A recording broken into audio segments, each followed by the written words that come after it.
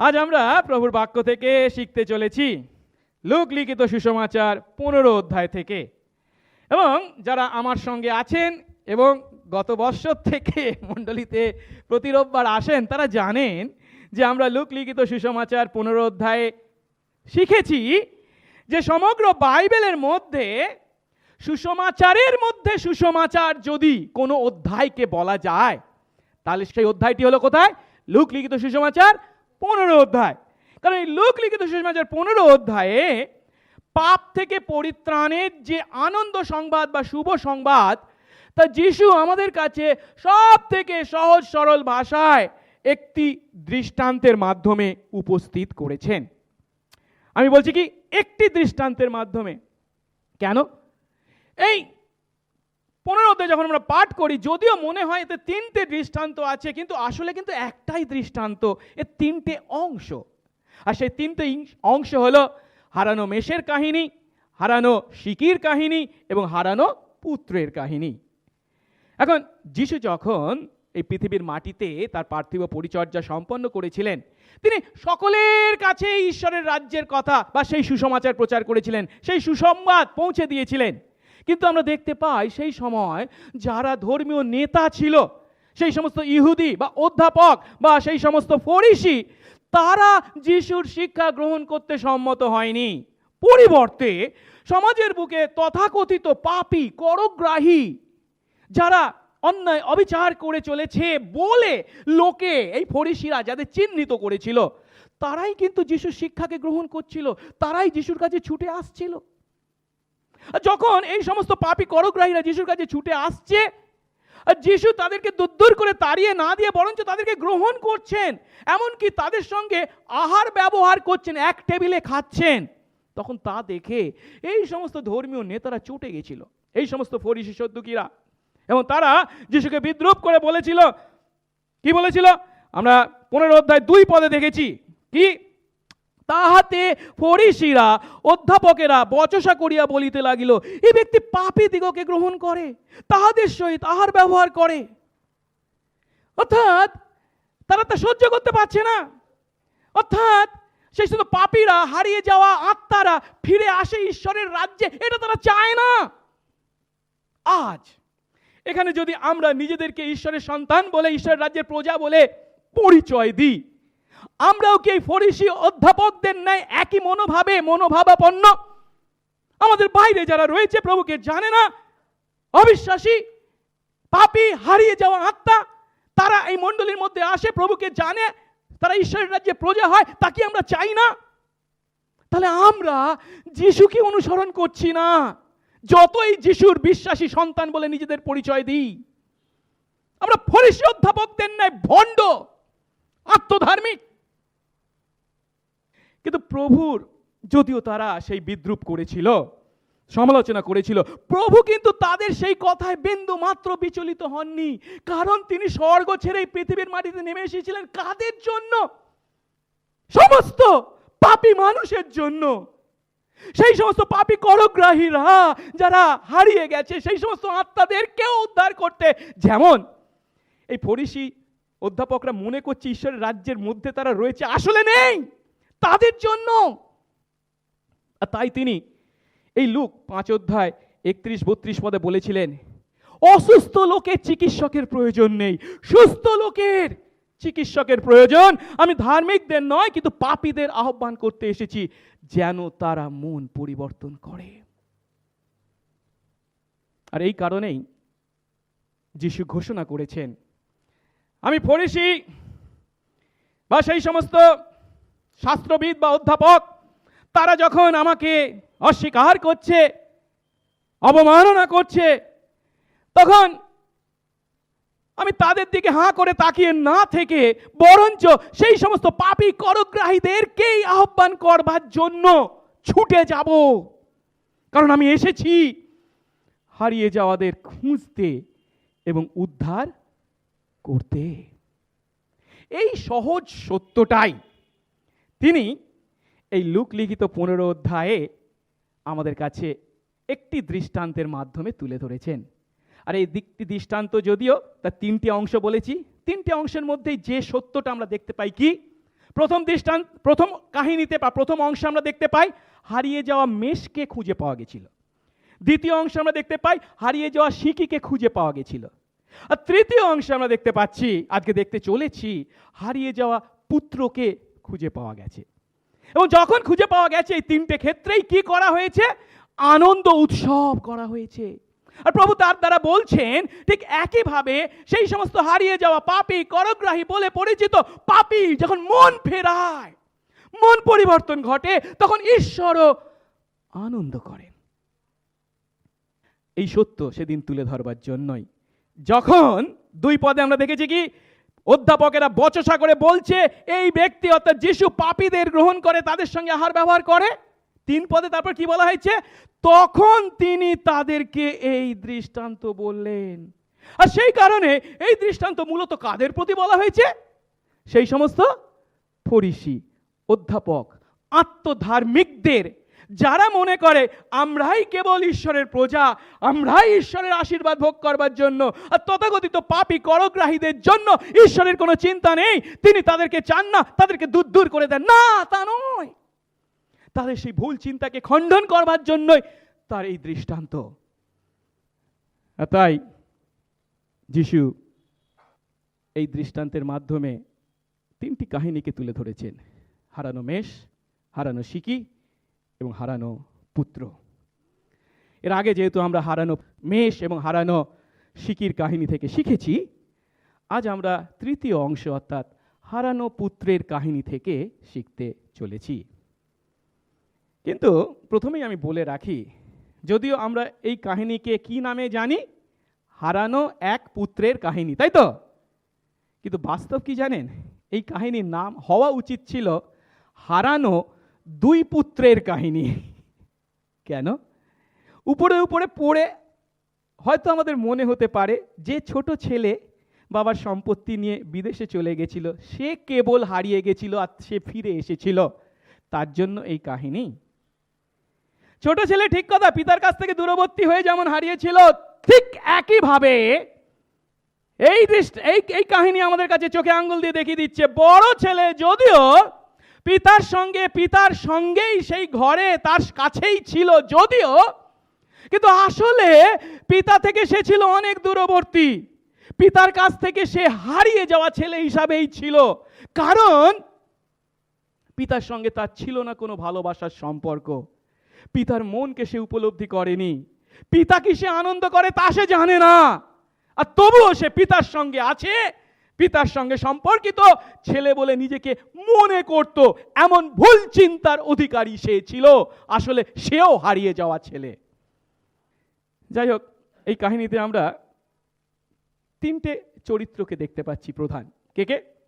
ছোট ছেলে, বাবা এবং বড় ছেলে। আমি ছোট্ট অংশ যদিও 15 অধ্যায় 11 থেকে 32 পদ, এটাকে 3 ভাগে ভাগ করে 3 সপ্তাহ ধরে আপনাদের কাছে প্রচার করব। তাই আজকে আমার প্রচারের শিরোনাম হচ্ছে হারানো পুত্রের কাহিনী 1, মানে প্রথম ভাগ। কারণ এই 3 সপ্তাহ ধরে আমি 3টে চরিত্রকে আপনাদের কাছে তুলে ধরতে চেষ্টা করব। আজ আমরা ছোট ছেলে বা কনিষ্ঠ পুত্রের চরিত্র থেকে ঈশ্বরের প্রেমের গভীরতাকে উপলব্ধি করব। আগামী সপ্তাহে আমি পিতা হিসাবে যে চরিত্র এখানে তুলে ধরা হয়েছে তার মাধ্যমে ঈশ্বরের মহত্বকে, ঈশ্বরের ক্ষমাকে উপলব্ধি করব। এবং তৃতীয় সপ্তাহে আমি সেই বড় ছেলের চরিত্রের মাধ্যমে তথাকথিত সমাজের বুকে পরিচিত আত্মধার্মিক ফরিসি এবং সেই সমস্ত অধ্যাপকদের চরিত্রকে বিশ্লেষণের মাধ্যমে ঈশ্বরের সঙ্গে আনন্দ করবার, ঈশ্বরের ইচ্ছার অনুবর্তী হবার প্রয়োজনীয়তাকে দেখতে চেষ্টা করব। তাই আসুন প্রথমে আমরা লুক 15 অধ্যায় 11 থেকে 32 পদ, সমস্ত অংশটাই পাঠ করি। 11 পদ। আর তিনি কহিলেন, এক ব্যক্তির 2 পুত্র ছিল, তাদের মধ্যে কনিষ্ঠ আপন পিতাকে কহিল, পিতো, সম্পত্তির যে অংশ আমার ভাগে পড়ে তা আমাকে দাও। তাতে তিনি তাদের মধ্যে ধন বিভাগ করিয়া দিলেন। অল্পদিন পরে সেই কনিষ্ঠ পুত্র সমস্ত একত্র করিয়া লইয়া দূর দেশে চলিয়া গেল। আর তথায় সে অনাচারে নিজ সম্পত্তি উড়াইয়া দিল। সে সমস্ত ব্যয় করিয়া ফেলিলে পর সেই দেশে ভারী আকাল হইল, তাহাতে সে কষ্টে পড়িতে লাগিল। তখন সে গিয়া সেই দেশের একজন গৃহস্থের আশ্রয় লইল, আর সে তাহাকে শূকর চড়াইবার জন্য আপনার মাঠে পাঠাইয়া দিল। তখন শূকরে যে শুঁটি খাইত তাহা দিয়া সে উদর পূর্ণ করিতে বাঞ্ছা করিত, আর কেহই তাহাকে দিত না। কিন্তু চেতনা পাইলে সে বলিল, আমার পিতার কত মজুর বেশি বেশি খাদ্য পাইতেছে, কিন্তু আমি এখানে ক্ষুধায় মরিতেছি। আমি উঠিয়া আমার পিতার নিকটে যাইব, তাকে বলিব, পিত, স্বর্গের বিরুদ্ধে এবং তোমার সাক্ষাতে আমি পাপ করিয়াছি। আমি আর তোমার পুত্রের নামে যোগ্য নই, তোমার একজন মজুরের মতো আমাকে রাখো। পরে সে উঠিয়া আপন পিতার নিকটে আসিল। সে দূরে থাকিতেই তাহার পিতা তাহাকে দেখিতে পাইলেন এবং করুণাবিষ্ট হইলেন, আর দৌড়িয়া গিয়া তাহাকে গলা ধরিয়া তাহাকে চুম্বন করিতে লাগিলেন। তখন পুত্র তাহাকে কহিল, পিত, স্বর্গের বিরুদ্ধেও তোমার সাক্ষাৎ আমি পাপ করিয়াছি, আমি আর তোমার পুত্র নামে যোগ্য নই। কিন্তু পিতা আপন দাসদিগকে বলিলেন, শীঘ্র করিয়া সবচেয়ে ভালো কাপড়খানি আনো, আর ইহাকে পরাইয়া দাও, এবং ইহার হাতে অঙ্গুরি দাও, পায়ে জুতা দাও, এবং হৃষ্টপুষ্ট বাছুরটি আনিয়া মারো। আমরা ভোজন করিয়া আমোদ প্রমোদ করি, কারণ আমার এই পুত্র মরিয়া গিয়াছিল, এখন বাঁচিল, হারাইয়া গিয়েছিল, এখন পাওয়া গেল, তাহাতে আমরা আমোদ প্রমোদ করিতে লাগিল। তখন তাহার জ্যেষ্ঠ পুত্র ক্ষেত্রে ছিল। পরে সে আসিতে আসিতে যখন বাটির নিকটে পৌঁছিল, তখন বাদ্য ও নৃত্যের শব্দ শুনিতে পাইল। আর সে একজন দাসকে কাছে ডাকিয়া জিজ্ঞাসা করিল, এ সকল কি? সে তাহাকে বলিল, তোমার ভাই আসিয়াছে, এবং তোমার পিতা হৃষ্টপুষ্ট বাছরটি মারিয়াছেন, কেননা তিনি তাহাকে সুস্থ পাইয়াছেন। তাতে সে ক্রুদ্ধ হইয়া উঠিল, ভিতরে যাইতে চাহিল না। তখন তাহার পিতা বাহিরে আসিয়া তাহাকে সাধ্য সাধনা করিতে লাগিলেন। কিন্তু সে উত্তর করিয়া পিতাকে কহিল, দেখো, এত বৎসর আমি তোমার সেবা করিয়া আসিতেছি, কখনো তোমার আজ্ঞা লঙ্ঘন করি নাই, তথাপি আমাকে কখনো একটি ছাগ বৎস দেও নাই, যেন আমি নিজ মিত্রগণের সহিত আমোদ প্রমোদ করিতে পারি। কিন্তু তোমার এই যে পুত্র বেশ্যাদের সঙ্গে তোমার ধন খাইয়া ফেলিয়াছে, সে যখন আসিল তাহারই জন্য হৃষ্টপুষ্ট বাছুরটি মারিলে। তিনি তাহাকে বলিলেন, বৎস, তুমি সর্বদাই আমার সঙ্গে আছো, আর যাহা যাহা আমার সকলই তোমার, কিন্তু আমাদের আমোদ প্রমোদ ও আনন্দ করা উচিত, কারণ তোমার এই ভাই মরিয়া গিয়াছিল, এখন বাঁচিল, হারাইয়া গিয়াছিল, এখন পাওয়া গেল। আসুন প্রার্থনা করি। মঙ্গলময় স্বর্গস্থ পিতা, তোমার ধন্যবাদ করি যে প্রভু, তুমি তোমার বাক্য থেকে আমাদের শিক্ষা দেওয়ার সুযোগ দিয়েছ। সেই শিক্ষা যখন আমরা পেতে চলেছি, প্রভু আশীর্বাদ করো। তোমার বাক্যকে তোমার বাক্য জ্ঞানেই নত নম্রতায় তা গ্রহণ করতে আমাদের হৃদয়কে তুমি খুলে ধরো। বিশেষ করে প্রভু, আজ যখন আমরা সেই হারানো পুত্রের কাহিনীর কনিষ্ঠ পুত্রের চরিত্র থেকে আমাদের ভিতরের চেহারাটাকে দেখবার সুযোগ পেয়েছি, আশীর্বাদ করো প্রভু গো। যদি আমরা বা আমাদের মধ্যে কেউ তোমার কাছ থেকে এখন পালিয়ে বেড়াই, তাহলে তুমি যে আমাদেরকে খুঁজছো, আমাদের ফিরে আসার জন্য অপেক্ষা করে আছো, এবং যদি আমরা তোমার কাছে ফিরে আসি, তুমি যে কাউকেই অবহেলা করে দূর করে তাড়িয়ে দেবে না, বরঞ্চ গ্রহণ করবে। এই জগতের মানুষ আমাদের প্রতি যে চিন্তা করুক না কেন, তোমার চিন্তা যে সম্পূর্ণ আলাদা। তুমি যে আমাদের জন্য অপেক্ষা করে আছো, তুমি যে আমাদের ফিরে আসা কামনা করো, সেই উপলব্ধি আজ আমাদেরকে দাও, এবং সেই উপলব্ধিতে সত্যি তোমার কাছে ফিরে আসবার সেই অঙ্গীকার গ্রহণ করতে আমাদের প্রত্যেককে আশীর্বাদ করো, সঙ্গে সঙ্গে থাকো। যিশু নামে এই প্রার্থনা চাই, আমেন। আজ আমরা এই হারানো পুত্রের কাহিনীর প্রথম অংশ থেকে সেই ছোট ছেলের বা কনিষ্ঠ পুত্রের চরিত্রকে উপলব্ধি করতে চলেছি। আর এর মাধ্যমে আমরা যে সত্য শিখব তা কি? পাপ সম্বন্ধে আমাদের সঠিক উপলব্ধি আজ আমরা লাভ করতে চলেছি। পাপ আমাদের কাছে অনেক কিছু প্রতিজ্ঞা করে দেবে বলে, কিন্তু বাস্তব হলো কি জানেন? তা কখনো তা দেয় না, কারণ দিতে পারে না, সে ক্ষমতা পাপের নেই। বিশেষ করে পাপ আমাদেরকে যে আনন্দপূর্ণ জীবন দেবার প্রতিশ্রুতি দেখায়, তা তো কখনোই সে দেয় না। তার পরিবর্তে পাপ আমাদের জীবনে আনে কি জানেন? মৃত্যু এবং বিনাশ। আর এই সত্য যে কতখানি সত্য তা আমরা দেখবার জন্য আজকে এই ছোট ছেলের চরিত্রকে 15 অধ্যায় 11 থেকে 16 পদের মধ্যে দেখতে চলেছি। আর আমি 3টে ভাগে ভাগ করে তা আপনাদের কাছে তুলে ধরতে চলেছি। প্রথমে আমরা দেখব এই ছোট ছেলের দাবি বা আবদার সম্বন্ধে। তারপরে আমরা দেখব এই ছোট ছেলের উচ্ছৃঙ্খল জীবন সম্বন্ধে। আর শেষে আমরা দেখব এই কনিষ্ঠ পুত্রের চরম দুর্গতি সম্বন্ধে। তাহলে আসুন একটা একটা করে দেখি। প্রথম ধাপে আমরা এই কনিষ্ঠ পুত্রের দাবি বা আবদার সম্বন্ধে দেখি। যিশু এই কাহিনী শুরু করেছেন কি বলে? 11 পদ দেখি। যিশু আরো বললেন, এক ব্যক্তির 2 পুত্র ছিল। হ্যাঁ, 3টে চরিত্রকে আমরা দেখতে পাচ্ছি। প্রধান চরিত্র পিতা এবং তার 2 পুত্র, জ্যেষ্ঠ পুত্র ও কনিষ্ঠ পুত্র। এখন আমরা সাধারণত এই কনিষ্ঠ পুত্রকেই পাপী করগ্রাহী হিসাবে চিন্তা করে তার ফিরে আসাটাই হারিয়ে যাওয়া পুত্রের মন পরিবর্তন হিসাবে এই কাহিনীর মধ্যে কেবল দেখে থাকি। কিন্তু আমাদেরকে যে সত্যটা মাথায় রাখতে হবে, যিশু এই কাহিনী কাদের উদ্দেশ্যে বলেছিলেন? 2 পদে বলা হয়েছিল কি, যে ফরিসি অধ্যাপকেরা যিশুর বচসা করছে, ইনি পাপী করগ্রাহীদের গ্রহণ করছেন, তাদের সঙ্গে আচার ব্যবহার করছেন, তাদের উদ্দেশ্যে বলেছিলেন। আর এই কাহিনীতে আমরা, এটা হচ্ছে রূপক কাহিনী, রূপক আকারে পিতার দ্বারা কাকে? ঈশ্বরকে প্রতীকীকৃত করা হয়েছে। ছোট ছেলের মাধ্যমে কাদেরকে? পাপী করগ্রাহীদেরকে। এবং বড় ছেলের মাধ্যমে কাদেরকে? সেই সমস্ত ফরিসি এবং অধ্যাপকদের প্রতীকীকৃত করা হয়েছে।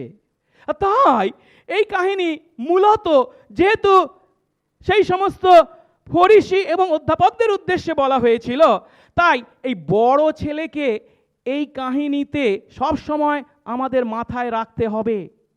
আমরা যেন তাকে অপ্রধান চরিত্র হিসাবে অবহেলা না করি, কারণ মূলত এই কাহিনী তাদের উদ্দেশ্যেই বলা হয়েছিল। আর তাই আসুন আমরা আজ যদিও কনিষ্ঠ পুত্রের চরিত্রটাকে উপলব্ধি করতে চাইছি, তবুও মাথায় রাখবো এই কনিষ্ঠ পুত্রের চরিত্রের মধ্যেও জ্যেষ্ঠ পুত্রের কি কোনো প্রভাব বিস্তার করার সুযোগ ছিল না? যদি থাকতো, সে কি তা ব্যবহার করেছিল? এই বিষয়টাকেও চিন্তা করব। যাই হোক, 12 পদে কি বলা হয়েছে? 11 পদে বলা হয়েছে পিতা ছিল এবং তার 2 পুত্র ছিল। 12 পদে কি বলছেন যিশু? তিনি বলছেন, কনিষ্ঠ পুত্র তার পিতাকে বলল কি, পিতা, সম্পত্তির যে অংশ আমার তা আমাকে দিয়ে দাও। আমি সহজ বাংলায় বলছি, বলছে সম্পত্তি যে অংশ আমার তা আমাকে দিয়ে দাও। তার মানেটা কি? সহজ কথায়, পিতা এখনো জীবিত আছে, কিন্তু পিতার কাছে সে তার অংশ চাইছে। আজ আমাদের সমাজে কি হয়? পিতা বেঁচে থাকতেও হয়তো ছেলেরা পিতার কাছে এমন দাবি করলেও করতে পারে, তবুও আমাদের কাছে কেমন ঠেকে, তাই না? এটা কি ঠিক? কারণ পিতা তার সম্পত্তি ভাগ করবেন, ঠিক কথা, কখন? তার মৃত্যুর আগে, উইল করবার যখন সময় হবে। এত আগে আগে করাটা তো ঠিক নয়। এটা হচ্ছে আমাদের চিন্তা। কিন্তু জানেন, যিশুর সময় ইসরায়েলে এই চিন্তাটা বা এই দাবিটা ছিল সম্পূর্ণ অকল্পনীয়। কারণ জীবিত পিতার কাছে কোনো পুত্র কখনো এমন দাবি বা আবদার করতে পারতো না। এটা ছিল সম্পূর্ণ অসম্ভব বিষয়। আর যদি কখনো কোনো পুত্র এমন দাবি করত, তাহলে তাতে পিতা মারাত্মক চটে যেতেন। কেবল তাই নয়, তার দাবিকে সরাসরি বর্জন করতেন। হতেই পারে না। কারণটা কি জানেন? কারণটা হলো, এই দাবির অর্থ হলো পুত্র তার পিতার মৃত্যু কামনা করছে। তুমি মরে গেলে আমি যে সম্পত্তির অধিকারী হব তা তুমি এখনই দাও। মানে জানো তুমি মরে গেছো, আমি তোমার মৃত্যু কামনা করছি। এই দাবির অর্থ হচ্ছে এটাই, যেটা আমি একটু আগে বলছিলাম। পিতার সম্পত্তি বিভাগ হতো, ঠিক কথাই, তখনকার দিনেও আজকের দিনে হতো, কিন্তু কখন? সেই পিতার জীবনের শেষ লগ্নে বা তার মৃত্যুর ঠিক আগে। আর পিতা যদি ইচ্ছা করতেন তাহলে তার মৃত্যুর পূর্বে তিনি যথাযথ আইনি পদ্ধতি মেনে তার সম্পত্তি তার পুত্রদের মধ্যে ভাগ করে দিতেন। আর মৃত্যুর পূর্বে যদিও তাদের নামে সম্পত্তি লিখে দেওয়া হতো, ঠিক কথা, যদিও তাদের নামে তারা সেই সম্পত্তির অধিকারী হতো, তাও ঠিক কথা, কিন্তু যতদিন না পর্যন্ত পিতার মৃত্যু হতো ততদিন পর্যন্ত তারা কিন্তু তাদের নামে লেখা সেই সম্পত্তি বিক্রি করতে পারতো না। তারা বিক্রি তখনই করতে পারত যখন তাদের পিতার মৃত্যু হতো বা তারপরে। তাই এখানে এই ছোট ছেলে পিতার কাছে যে দাবি বা আবদার করেছে, তার অর্থ হচ্ছে সে তার পিতার মৃত্যু কামনা করেছে। সে তার পিতার সঙ্গে কোনো সম্পর্ক রাখতে চায় না। পিতার যদি মৃত্যু হয় তাহলে পিতার সঙ্গে কোনো সম্পর্ক নেই। পিতার সঙ্গে কোনো সম্পর্ক নেই মানে কি? পিতা তার কোনো কাজে বা পরিকল্পনায় হস্তক্ষেপ করতে পারবে না। পিতা কোনো ব্যাপারে তার কোনো ব্যাপারে নাক গলাতে পারবে না। অর্থাৎ ছোট ছেলের আচরণে আমরা যেটা দেখতে পাচ্ছি কি না, পিতার কাছ থেকে দূরবর্তী হওয়া বা পিতার অধীনতা থেকে নিজেকে মুক্ত করা, স্বাধীন হবার ইচ্ছা। এটা রূপক কাহিনী। আর তাই এর মাধ্যমে যখন পিতাকে যিশু তুলে ধরেছেন, তার মাধ্যমে কাকে? পিতা ঈশ্বরকে। আর এই ছোট ছেলের মাধ্যমে পাপী আমাদেরকে, সেই সমস্ত পাপী করগ্রাহী যারা যিশুর কাছে ছুটে আসছিল তাদেরকে তুলে ধরেছেন। তাই আসুন এই কনিষ্ঠ পুত্রের আচরণের সঙ্গে ঈশ্বরের সঙ্গে আমাদের আচরণকে একবার তুলনা করে দেখি। পাপে পতিত আমরাও, এই পাপে পতিত মানুষ আমরাও এই ছোট ছেলেরই ন্যায় একই ইচ্ছা করি কি? ঈশ্বর যেন মরে যান। কেন? ঈশ্বর যদি জীবিত থাকেন তিনি তো সব ব্যাপারে নাক গলাবেন, এটা ঠিক নয়, ওটা ঠিক নয়, ওটা করিস না, এটা করিস না, এটা কর, ওটা কর। তুই আমার সন্তান না, আমার সন্তান হিসাবে তোকে চলতে হবে না? তার চোখের নিচে, তার দৃষ্টির নিচে আমাকে থাকতে হয়েছে। কিন্তু তিনি যদি মারা যান, আমি কারোর চোখের নিচে নেই, কারোর নজরের নিচে নেই, আমি যা ইচ্ছা তাই করতে পারি। এই ছোট ছেলের ন্যায় পাপে পতিত মানুষ আমরাও ঈশ্বরকে জীবিত দেখতে চাই না। আমাদের জীবনের উপরে তার হস্তক্ষেপকে আমরা স্বীকার করতে চাই না। তার অধীনতাকে উপেক্ষা করে আমরা স্বাধীনতা কামনা করি। আমাদের আদি পিতা আদমও তাই করেছিল। কিন্তু সেই স্বাধীনতার আসল অর্থ কি তা কি আমরা চিন্তা করি? এই যে স্বাধীনতা আমরা পেতে চাই, আদম যে স্বাধীনতা পেতে চেয়েছিল, তা আসলে কি? মৃত্যু ছাড়া আর কিছু নয়। আমরা ঈশ্বরের কাছ থেকে যখন বিচ্ছিন্ন হতে চাই, ঈশ্বরকে আমাদের জীবন থেকে দূরে সরিয়ে রাখতে চাই, ঈশ্বরের অধীনতা ত্যাগ করে আমরা পৃথক হতে চাই, মুক্ত হতে চাই, তার অর্থ কি জানেন? জলের সঙ্গে মাছের যে সম্পর্ক, ঈশ্বরের সঙ্গে আমাদের সেই সম্পর্ককে আমরা অস্বীকার করছি। মাছকে চিন্তা করুন, একটা পুকুরের মধ্যে আছে, একটা নির্দিষ্ট সীমার মধ্যে তাকে চলাফেরা করতে হয়। আর সে যদি বলে না, এই ছোট্ট গণ্ডির মধ্যে আমার ভালো লাগে না, আমি স্বাধীন হতে চাই, আমি মুক্ত হতে চাই, আমি জল থেকে ডাঙায় ঝাঁপ দিয়ে উঠবো, ভালো কথা, সে উঠতে পারে, কিন্তু তার জীবনে কি আনে? মৃত্যুকে। ঠিক একইভাবে যখন আমরা ঈশ্বরের কাছ থেকে নিজেদেরকে মুক্ত করে সেই জাগতিক স্বাধীনতা পাবার ইচ্ছা করি, তার অর্থ আমরা মৃত্যুকেই আমাদের জীবনে ডেকে আনি, যাকে বাইবেল বলে আধ্যাত্মিক মৃত্যু, ঈশ্বর থেকে বিচ্ছিন্নতা।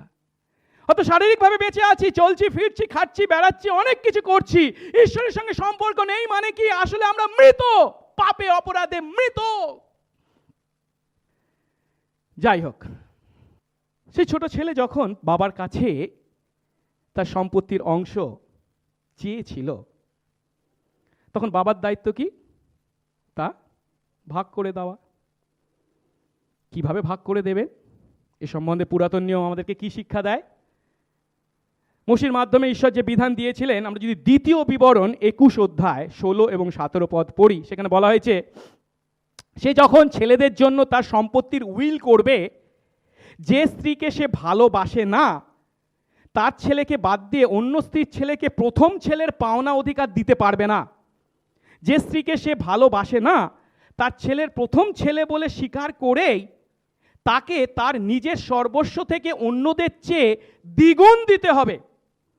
সেই ছেলেই তার বাবার শক্তির প্রথম ফল, প্রথম ছেলের অধিকার তারই পাওনা।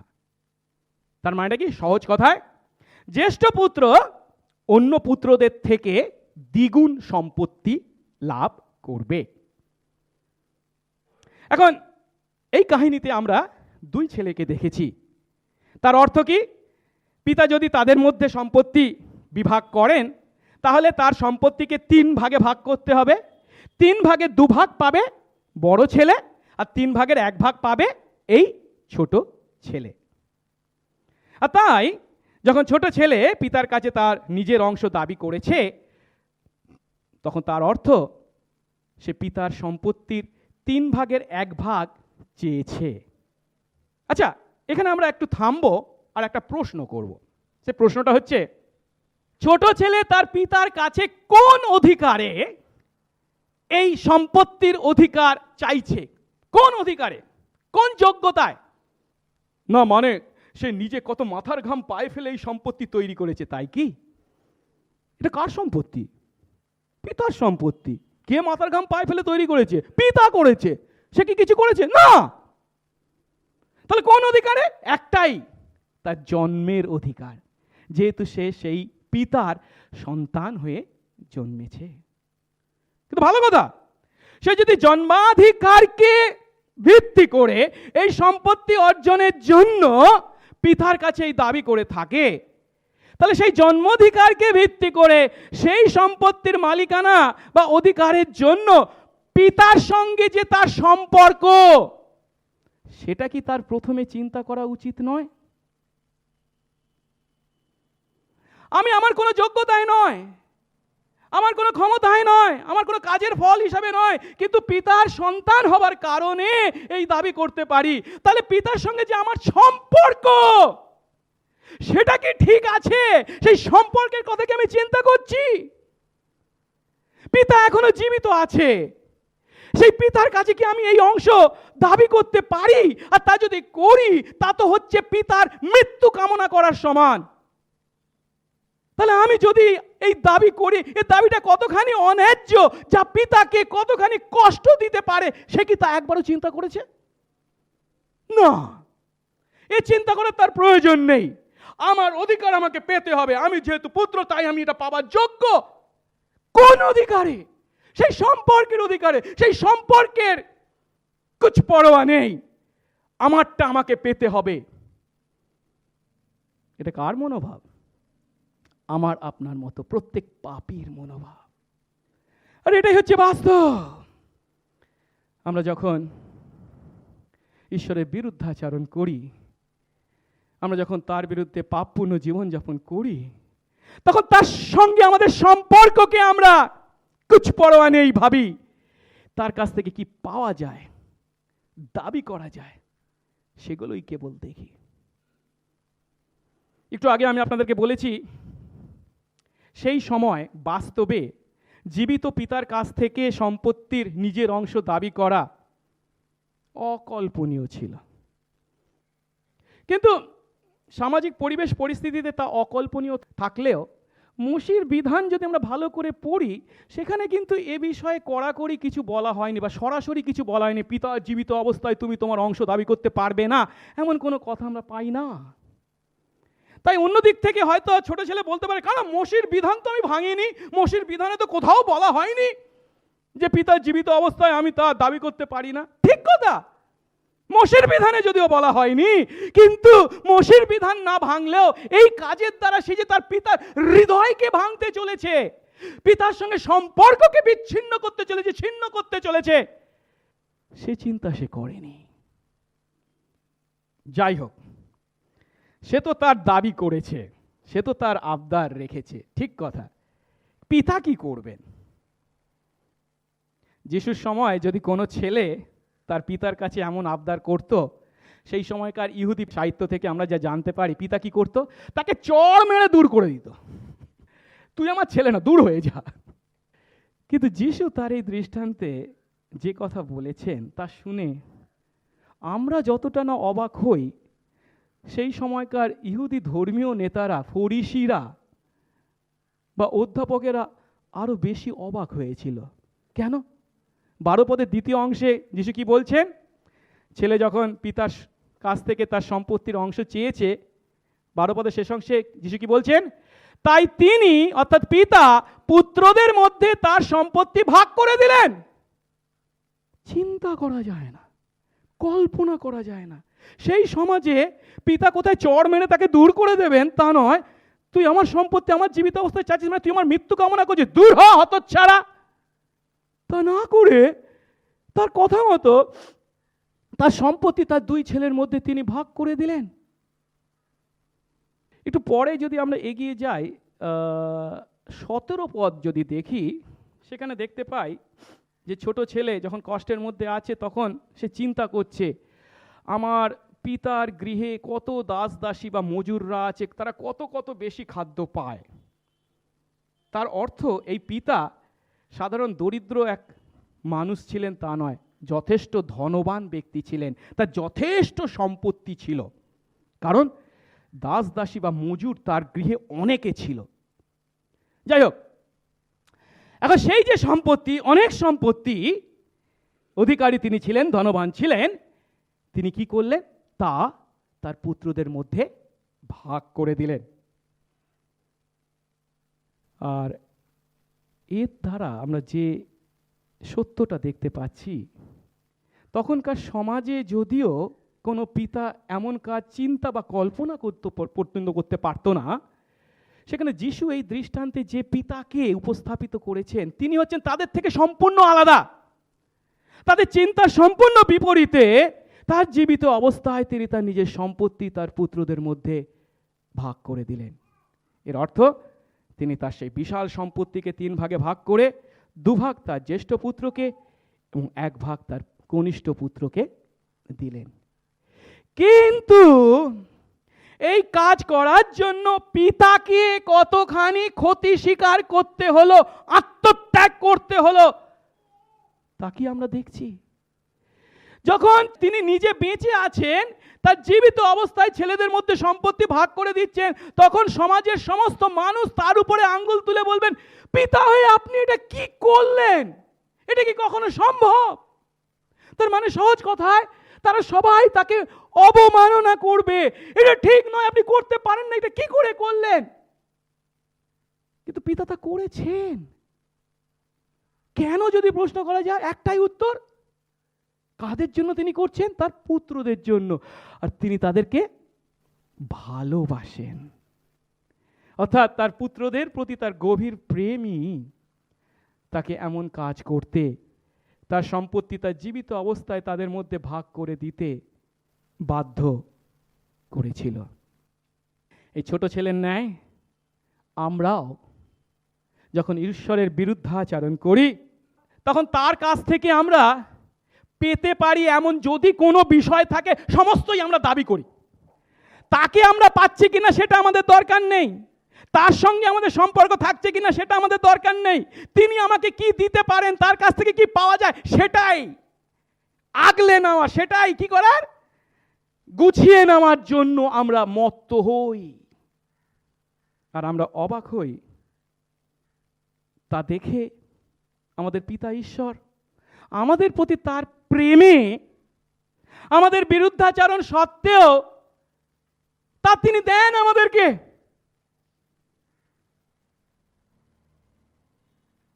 এমনকি তার প্রেমকে, তার ভালোবাসাকে বর্জন করতেও তিনি আমাদেরকে স্বাধীনতা দেন না। মানে ঈশ্বর এটা কি করে করলেন?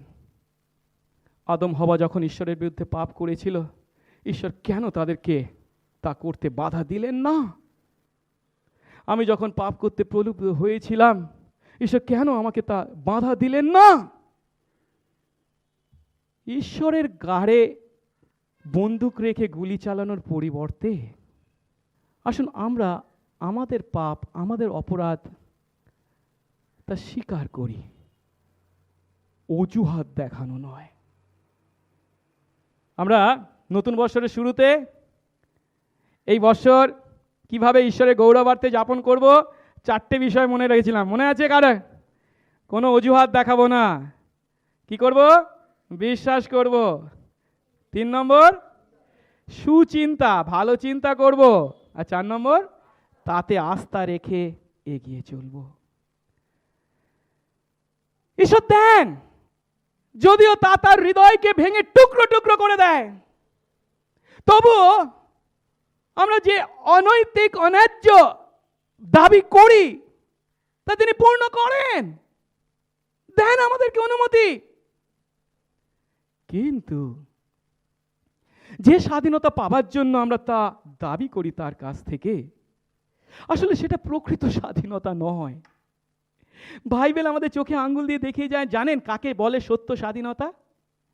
বাইবেলের শিক্ষা অনুসারে প্রকৃত স্বাধীনতা হলো আমরা যখন ঈশ্বরের ইচ্ছা পালন করি, তার মধ্যেই আছে প্রকৃত স্বাধীনতা। ঈশ্বরের ইচ্ছার বিরুদ্ধে যাওয়ার মাধ্যমে আমি আমার স্বাধীনতা ফলাচ্ছি যদি মনে করি, তাহলে সেটা হচ্ছে মিথ্যা স্বাধীনতা। আর সেই মিথ্যা স্বাধীনতার পরিণতি কি জানেন? এই কাহিনীর দ্বিতীয় অংশে তা আমরা দেখতে চলেছি।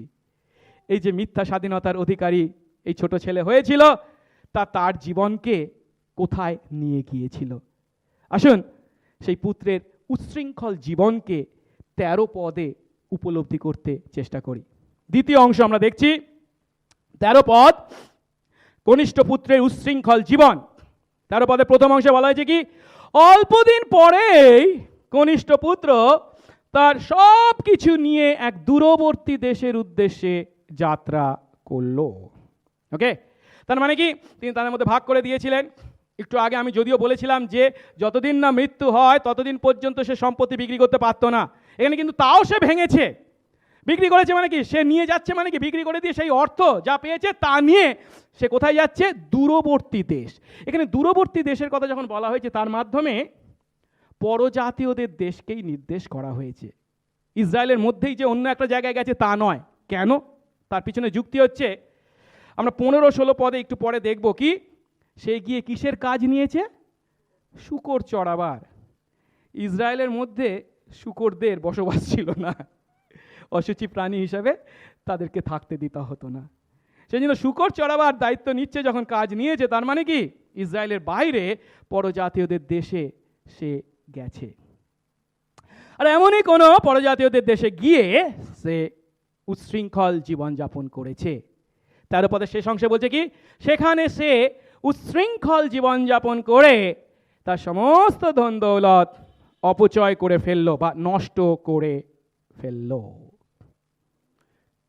আরেকটা বিষয় বলি, এখানে এই কাহিনীর মধ্যে যদিও তার উল্লেখ নেই, কিন্তু ইহুদি শাস্ত্র থেকে আমরা যতটা জানি, মধ্যপ্রাচ্যের ইতিহাস থেকে, কি যদি কোনো ইহুদি সন্তান এইভাবে তার পারিবারিক সম্পত্তি নিয়ে গিয়ে পরজাতীয়দের মধ্যে নষ্ট করত, তাহলে সে যখন ফিরে আসতো তখন তাকে বা তাদেরকে সেই গোষ্ঠী বা সেই গ্রাম থেকে সম্পূর্ণ বিচ্ছিন্ন করে দেওয়া হতো। তুমি আমাদের আর কেউ নয়, তোমার সঙ্গে আমাদের আর কোনো সম্পর্ক নেই।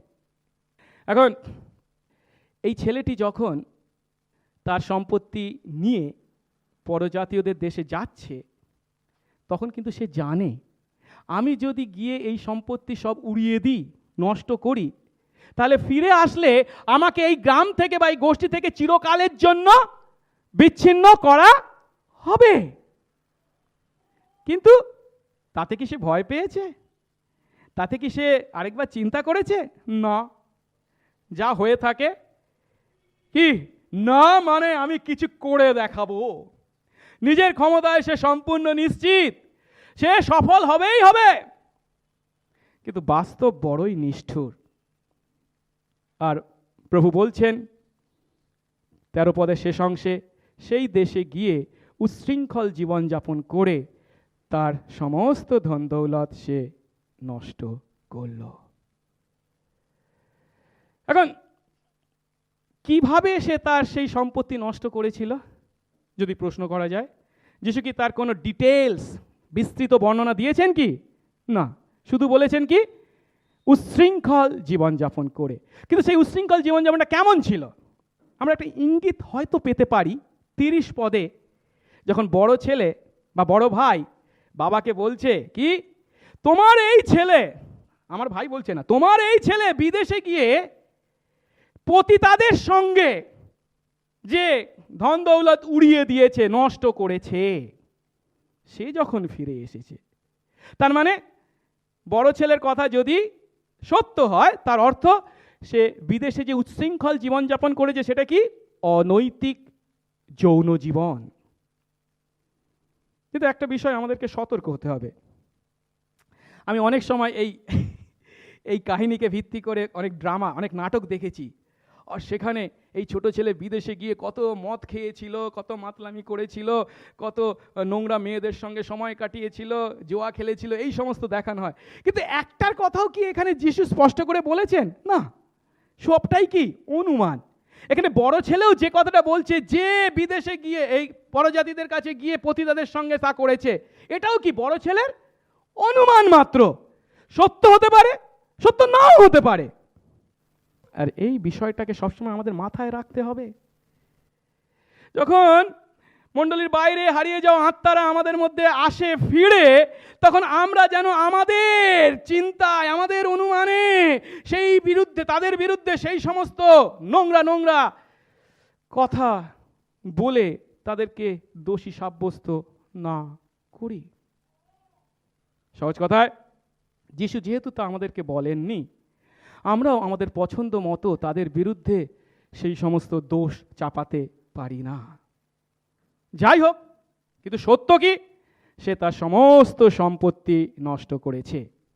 আর যখন সে তার সমস্ত সম্পত্তি নষ্ট করেছে, তখন সে নিশ্চয়ই উপলব্ধি করেছিল কি, কেউ যদি এইভাবে ইহুদি সন্তান পরজাতিদের মধ্যে গিয়ে সম্পত্তি নষ্ট করে, সে যদি গ্রামে ফিরে আসে, তাকে চিরকালের জন্য কি করে হবে? দূর করে দেওয়া হবে। কিন্তু পাশাপাশি আরো একটা বিষয় কিন্তু আমাদের উপলব্ধি করবার প্রয়োজন আছে। সেটা কি? হ্যাঁ, আমাকে দূর করে দিতে পারে, তাড়িয়ে দিতে পারে, ঠিক কথা।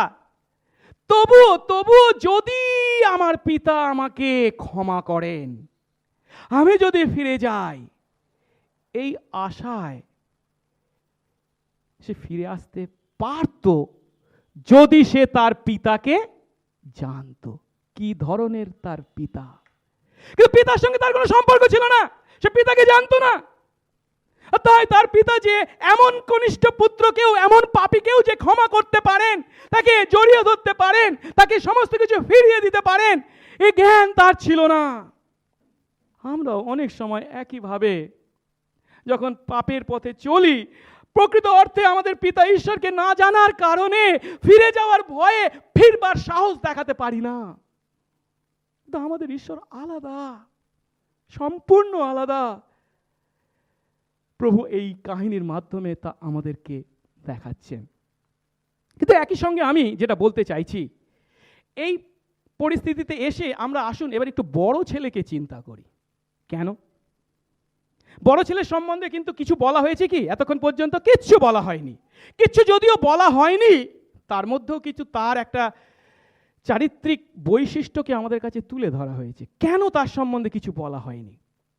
কি বলতে চাইছি, যখন ছোট ছেলে এসে বাবার কাছে এমন দাবি করেছে, তখন বাবা এবং সেই ছোট ছেলের মধ্যে কে মধ্যস্থতার কাজ করতে পারত? কে ছিল?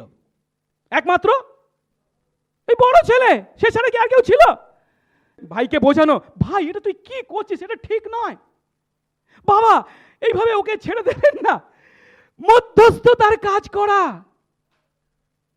বড় ছেলের সম্বন্ধে যদিও কিছু বলা হয়নি, কিন্তু তার মাধ্যমে বড় ছেলের সম্পর্ককে এখানে তুলে ধরা হয়েছে। কি? সে তার মধ্যস্থতার ভূমিকা পালনে ব্যর্থ হয়েছে। আর এর মাধ্যমে আমরা পরোক্ষভাবে যে ইঙ্গিত পাচ্ছি তা হলো, পিতার সঙ্গে এই বড় ছেলের সঠিক সম্পর্ক ছিল না, তার ভাইয়ের সঙ্গেও তার সঠিক সম্পর্ক ছিল না। সেটা খুব স্পষ্ট, কারণ পরবর্তী অংশে আমরা দেখতে পাবো ছোট ভাই যখন ফিরে এসেছে তাকে কি বলে বড় ভাই সম্বোধন করছে, আমার ভাই ফিরে এসেছে, বলছে কি না তোমার যে ছেলে ফিরে এসেছে এই কথা বলবে। আজ আমাদের মধ্য থেকে যখন কেউ দূরে চলে যায়, হারিয়ে যায়, আমরা যারা ভিতরে আছি আমরা কি আমাদের মধ্যস্থতার দায়িত্ব পালন করছি? তাদেরকে বোঝাচ্ছি, তাদেরকে ভালোবাসছি, আরেকটু জড়িয়ে ধরছি, আরেকটু চিন্তা করবার জন্য সুযোগ দিচ্ছি, তাদের জন্য প্রার্থনা করছি? এই কাহিনী খুবই দুঃখের কাহিনী, কারণ এমন এক পিতাকে আমরা দেখতে পাচ্ছি যে পিতার দুই সন্তানই, ছোট ছেলেও বাবাকে চেনে না জানে না, বড় ছেলেও চেনে না জানে না, দুই ছেলের কারোর সঙ্গেই আসলে সঠিক সম্পর্ক নেই। পিতার সঙ্গে সম্পর্ক ছিন্ন করে যে স্বাধীনতা ভোগ করতে কনিষ্ঠ পুত্র ইচ্ছা করেছিল, তার চরম পরিণতি কি হয়েছিল তা আমরা 14, 15, 16 পদে দেখতে পাচ্ছি। যিশু সেই চরম দুর্গতির বর্ণনা করেছেন। আসুন আমরা দেখি তৃতীয় ভাগ, কনিষ্ঠ পুত্রের চরম দুর্গতি। 14 পদ, তার সর্বস্ব ব্যয় হলে পর সেই দেশের সর্বত্র ভয়াবহ দুর্ভিক্ষ দেখা দিল, সে অভাবের মধ্যে পড়ল। প্রথমত বলা হয়েছিল কি এর আগের পদে 13 পদে, এই কনিষ্ঠ পুত্র উচ্ছৃঙ্খল জীবনের দ্বারা সে তার সমস্ত ধন সম্পত্তি নষ্ট করেছিল, সে হতদরিদ্র হয়েছে। কিন্তু এবার আবার বলছে কি কে হস্তক্ষেপ করেছেন? স্বয়ং ঈশ্বর, যা তিনি অনেক সময় করে থাকেন। কিভাবে? সেই দেশে সর্বত্র ভয়াবহ আকাল বা দুর্ভিক্ষ তিনি ডেকে এনেছেন। মানে সহজ কথায় আমরা বলি কি গোদের উপর বিষ ফোড়া। অর্থাৎ একে তার টাকা পয়সা নেই, তার উপরে আবার যে দেশে সে আছে সেখানে দুর্ভিক্ষ। অর্থাৎ সহজ কথায় পিতার বিরুদ্ধাচরণের পরিণাম ভোগ করতে কনিষ্ঠ পুত্র বাধ্য হয়েছে, এবং বলা হয়েছে সে চরম অভাবের মুখোমুখি হয়েছে। এখন এই সময় তার কি চিন্তা করা উচিত ছিল? আমি আপনি হলে কি করতাম? আমার নিজের পাপ, নিজের অপরাধ আমি দেখতে পাচ্ছি, আমি কি করেছি, তার উপরে আবার সেই দুর্ভিক্ষের মাধ্যমে ঈশ্বরের হস্তক্ষেপ যদি আমি উপলব্ধি করি, তাহলে আমার কি করা উচিত? এর মাধ্যমে ঈশ্বর আমাকে কি বলতে চাইছেন? নিজের মারাত্মক অপরাধ উপলব্ধি করে অনুতপ্ত হয়ে পিতার কাছে ফিরে যাওয়া, তাই নয় কি? কিন্তু আমরা এই ছেলেকে কি দেখছি? ফিরে যাওয়ার পরিবর্তে সে সেই দেশেই থেকে যাওয়ার সিদ্ধান্ত গ্রহণ করল। কেন যদি প্রশ্ন করা যায়, তাহলে হয়তো আমরা যে যুক্তি দেখাতে পারি তাহলে কি তার মাথায় আছে কি আমি যদি ফিরে যাই, ইহুদি পুত্র হয়ে বিদেশের মাটিতে আমার সম্পত্তি ধ্বংস করেছি, আমাকে কেউ গ্রহণ করবে না, আমাকে দূর দূর করে দেবে, আমাকে সমাজ থেকে, আমাদের গোষ্ঠী থেকে, আমাকে গ্রাম থেকে বিচ্ছিন্ন করে দেবে, কি দরকার, কি লাভ ফিরে গিয়ে? তাই সেই দেশেই সে থেকে গেল এবং জীবিকা অর্জনের পথ বা উপায় খুঁজতে লাগলো। এবার 15 পদ দেখি, যিশু বলছেন তাই সে, অর্থাৎ সেই কনিষ্ঠ পুত্র, সেই দেশের এক ব্যক্তির কাছে গিয়ে তার অধীনে কাজে নিযুক্ত হলো, আর তিনি তাকে শূকর চড়ানোর কাজে মাঠে পাঠিয়ে দিলেন। অর্থাৎ ছোট ছেলে এখন মরিয়া, তাকে বাঁচতে হবে, এবং বাঁচার জন্য তাকে একটা কাজ পেতে হবে, এবং কাজ পাওয়ার জন্য বলছে কি এক ব্যক্তির কাছে, সেই দেশে, সেই পরজাতীয়দের দেশেই একজন ব্যক্তির কাছে সে কাজে নিযুক্ত হলো, তার অধীনে হলো। এখানে নিযুক্ত হলো মানে কি তার সঙ্গে সে সেঁটে গেল, তাকে জাপটে ধরলো, আপনি আমাকে রক্ষা করুন নাহলে আমি মরে যাব। বুঝতে হবে সেই পরজাতীয়দের দেশে তার চেনা পরিচিত কেউ নেই, 1 নম্বর। আর 2 নম্বর কি সেই দেশে এখন কি দেখা দিয়েছে? দুর্ভিক্ষ। এমন তো পরিস্থিতিতে কেউ কি কাউকে কাজ দিতে পারে? হ্যাঁ, আমাদের দেশে দুর্ভিক্ষ নেই, তাতেই বেকার কি হারে বৃদ্ধি পেয়েছে। আর এই দেশে বলছে কি দুর্ভিক্ষ, আর আর সেই দেশে তার চেনা পরিচিত কেউ নেই, কে তাকে কাজ দেবে? ধরা যেতে পারে। এই দেশে এসে যাদের সঙ্গে সে উচ্ছৃঙ্খল জীবনের মাধ্যমে তার ধন দৌলত নষ্ট করেছিল, সেই বন্ধুদেরই একজনকে কি করেছে? জাপটে ধরেছে, এই তুই আমাকে রক্ষা কর। কিন্তু সে কি জানে? এ একজন ইহুদি, আমাদের দেশে এসেছে, সব কিছু চলে গেছে, একে কাছে রেখে কোনো লাভ নেই, তাই একে কি করা? দূর করবার চেষ্টা। আর তাই সেই বুদ্ধি এঁটেছে কি? ইহুদিরা কি ঘৃণা করে? শূকরকে। ওকে যদি শূকর চড়াবার কাজ দিই তাহলে নিশ্চয়ই তা করবে না, কেটে পড়বে। আর তাই তাকে কি কাজে দেওয়া হয়েছে? শূকর চড়ানোর কাজে মাঠে পাঠিয়ে দিয়েছেন। কিন্তু খুবই দুঃখের বিষয়, খুবই দুঃখের বিষয়, একজন ইহুদি হয়েও যে কাজ কল্পনা করাও পর্যন্ত তার পক্ষে অসম্ভব ছিল, সেই কাজকেই সে গ্রহণ করেছে। লেবীয় 11 অধ্যায় 7 পদে স্পষ্ট করে বলছে কি? শূকর হচ্ছে কি? সেই প্রাণী যার খুর যদিও দ্বিখণ্ডিত কিন্তু জাবর কাটে না, আর সেই জন্য তাকে অশুচি প্রাণী বলা হয়েছে। আর সেই শূকরদের সঙ্গে তাদের চড়ানোর দায়িত্ব বা কাজ কতখানি নিচু মানের ছিল আমরা সহজেই তা উপলব্ধি করি একজন ইহুদির কাছে। কিন্তু কনিষ্ঠ পুত্র মরিয়া হয়ে সেই কাজই গ্রহণ করতে বাধ্য হয়েছে। কিন্তু এই যে জঘন্য কাজ সে গ্রহণ করেছে, কেবল তাই নয়, তার সঙ্গে সঙ্গে তার দুর্গতি যে কতখানি তা 16 পদে যিশু বর্ণনা করেছেন। কি বলছেন? শূকরেরা যে শুঁটি খেত তাই খেয়ে সে ক্ষুধা নিবৃত্ত করতে চাইতো, কেউ তাকে কিছুই দিত না। তার মানে কি? শূকররা যে শুঁটি খেত তাই খেয়ে সে ক্ষুধা নিবৃত্ত করতে চাইতো। চাইতো বলেছেন, ক্ষুধা নিবৃত্ত করতো বলা হয়নি। তার মানে কি?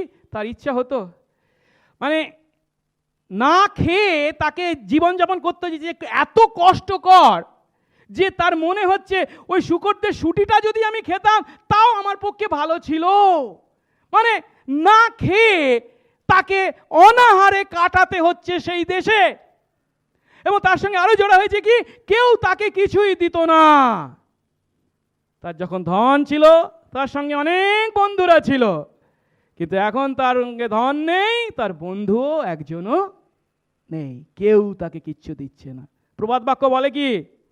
সুসময়ে অনেকেই বন্ধু বটে হয়, অসময়ে হায় হায় কেউ কারো নয়। এই কথা সেই কনিষ্ঠ পুত্রের জীবনে পূর্ণ হয়েছে। আর সেই কনিষ্ঠ পুত্রকে আমরা আমাদের সমাজে সেই সমস্ত মানুষের সঙ্গে তুলনা করতে পারি। অনেক সময় দেখা যায় কিছু মানুষ আছে জানেন তো, যারা লটারির টিকিট কাটতে খুব ভালোবাসেন, আর একবার লেগেও যায়। আর যখন লেগে যায়, প্রচুর টাকার মালিক হয়, দেখবেন মাছির মতো তার সঙ্গে সেঁটে রয়েছে কত মানুষ। আর যদিও এত টাকার মালিক সে হয়েছিল ঠিক কথা, কিন্তু সেই টাকা নিমিষের মধ্যে উবে যায়। আর যখন উবে যায়, সেই মাছিদের একটাকেও সে দেখতে পায় না। যদিও আমরা হেসে হেসে এই কথাগুলো বলছি, কিন্তু এই কাহিনীর মাধ্যমে পাপ যে কত মারাত্মক বিষয় তা ঈশ্বর আজ আমাদের চোখে আঙ্গুল দিয়ে দেখিয়ে দিচ্ছেন। শয়তান আমাদের সেই সমস্ত বিষয় লোভ দেখায়, এবং প্রথমে আমাদেরকে দেখায় মনে হয় কি, ও এর মধ্যেই আছে সন্তুষ্টি, এর মধ্যেই আছে পরিপূর্ণতা, এর মধ্যেই আছে আনন্দ, এর মধ্যেই আমি আমার জীবনকে উপভোগ করবার পাবো সুযোগ।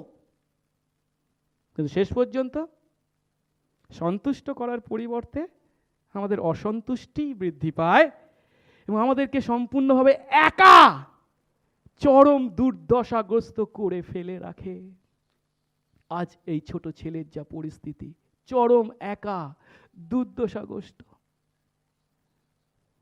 আজ আমরা এই হারানো পুত্রের কাহিনীর প্রথম অংশ ব্যাখ্যা করলাম, এবং তার মাধ্যমে কনিষ্ঠ পুত্রের চরিত্র থেকে আমরা যে সত্য উপলব্ধি করলাম তা কি, আমরাও ছোট ছেলের ন্যায় একই পাপ করেছি। কি পাপ? সে যেমন তার পিতার প্রেম, পিতার যত্ন বা পিতার যোগানকে উপেক্ষা করে বা তুচ্ছ জ্ঞান করে পিতার ইচ্ছার কাছে নিজেকে সমর্পণ করতে অস্বীকার করেছিল, ঠিক তেমনি আমরাও ঈশ্বরের প্রতি একই ব্যবহার করেছি।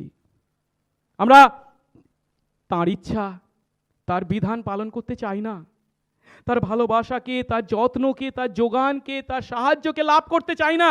আমরা মনে করি কি আমরা নিজেরাই নিজেদের ভালো করতে পারি, নিজের যেটা ভালো মনে হয় সেটা করলেই হয়তো আমি চরম সাফল্য লাভ করব। অর্থাৎ তার থেকে মুক্ত হয়ে আমরা মিথ্যা স্বাধীনতার পিছনে ছুটি, কিন্তু সেই পাপের পরিণতি কি তা আমরা ভুলে যাই। কারণ যাকব 1:15 কি বলেছেন জানেন? বলছে পরে সেই কামনা পূর্ণ গর্ভ হয়ে পাপকে জন্ম দেয়, আর সেই পাপ পূর্ণতা লাভ করে কাকে প্রসব করে? মৃত্যুকে প্রসব করে। আজ আমাদের মধ্যে যদি কেউ থাকেন যিনি সেই কনিষ্ঠ পুত্রের ন্যায় শয়তানের মিথ্যা প্রলোভনে বিশ্বাস করে ঈশ্বরের কাছ থেকে পালাচ্ছেন, সেই ছোট ছেলের ন্যায়, তাহলে তাকে বলবো ঈশ্বরের কাছ থেকে পালানো বন্ধ করুন। আমাদের ঈশ্বর দয়া, করুণা, অনুগ্রহ এবং ভালোবাসায় পূর্ণ ঈশ্বর। যারা তার কাছে ক্ষমা পেতে ফিরে আসে তিনি তাদের কাউকেই বর্জন করেন না, তিনি প্রত্যেককেই গ্রহণ করেন। ঈশ্বরের অনুগ্রহ, ভালোবাসা এবং ক্ষমার সীমানার বাইরে কেউ নেই। আমরা সকলেই তার সেই অনুগ্রহ, ক্ষমা ও ভালোবাসা পাবার জন্য যদিও যোগ্য নই, কিন্তু তা তিনি আমাদের দিয়ে থাকেন। আর তাই দেরি না করে ঈশ্বরের অনুগ্রহ ও ভালোবাসা গ্রহণ করুন। অনুতপ্ত হয়ে পাপ স্বীকার করে তার কাছে ক্ষমা গ্রহণ করুন, কারণ তিনি আপনার জন্য অপেক্ষা করে আছেন। আসুন প্রার্থনা করি। পবিত্র মঙ্গলময় স্বর্গস্থ পিতা, তোমার ধন্যবাদ করি প্রভু। তোমার দেওয়া লুক 15 দৃষ্টান্তের 3য় অংশ তথা সে হারানো পুত্রের কাহিনীর প্রথম চরিত্র, সেই কনিষ্ঠ পুত্রের মাধ্যমে আরেকটি বার আমরা নিজেদের দেখবার সুযোগ পেলাম। প্রভু, আমরা অনেক সময় অন্য মানুষদের প্রতি আঙ্গুল নির্দেশ করে পাপী, অপরাধী, করগ্রাহী বলে চিহ্নিত করে তাদেরকে দোষ দিই। কিন্তু প্রভু, অনেক সময় আমরা ভুলে যাই তাদের ন্যায় আমরাও সেই একই কাজ করেছি। তোমার অধীনতা থেকে নিজেদেরকে মুক্ত করে মিথ্যা স্বাধীনতার লোভে শয়তানের মিথ্যায় বিশ্বাস করেছি। কিন্তু প্রভু, তুমি যেমন আমাদেরকে উদ্ধার করেছ, তাদেরকেও তুমি একইভাবে উদ্ধার করবার জন্য অপেক্ষা করে আছো। ও প্রভু, দয়া করো, যদি আমাদের মধ্যে কেউ থেকে থাকি মিথ্যা স্বাধীনতার লোভে শয়তানের কথায় বিশ্বাস করে তোমার থেকে পালাচ্ছি, আজ তুমি আমাদেরকে উপলব্ধি দাও যে তোমার ক্ষমা আমাদের জন্য অপেক্ষা করে আছে, তোমার কাছে যেন ফিরে আসি। ঠিক একই সঙ্গে আমাদের মধ্যে অন্য যারা পালাচ্ছে তাদেরকে দোষী সাব্যস্ত করার পরিবর্তে প্রভু আশীর্বাদ করো, আমরা যেন তাদের ফিরে আসা কামনা করি, প্রার্থনা করি, এবং তারা ফিরে আসলে তোমার ন্যায় আমরা আনন্দ করতে পারি। যদি কেউ আমাদের মধ্যে থাকে ভুল পথে চলেছে, বিপদে চলে যাচ্ছে, বড় ছেলে যদি আমরা হই তাদেরকে বোঝানোর, তাদেরকে সঠিক পথ দেখানোর সেই মধ্যস্থতার কাজ যেন আমরা করতে পারি। আশীর্বাদ করো, সঙ্গে সঙ্গে থাকো। যিশু নামে এই প্রার্থনা চাই, আমেন।